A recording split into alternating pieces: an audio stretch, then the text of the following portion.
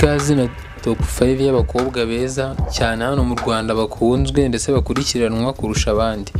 Ku bufatanye n'Isoko Media TV Family, isoko y'ibyishimo, isoko y'amahoro, ndetse kandi mwibutse gukora subscribe, share, comment kugira ngo dukomeze kubana mu bindi biganiro bikurikira aho hasi. You are welcome. Twihuse ku mwanya wa 5 turasanga umukobwa bise Nyambo Jessica. Nyambo Jessica akaba ari umukobwa mwiza cyane ndetse ukunzwe bitari gake hano mu Rwanda ndetse no hanze yaho, wamamaye cyane mu gukina filimi sinema nyarwanda, aho akina muri My Heart ndetse aho akunda kugaragara nko muri Miss Nyambo. Iyo ni channel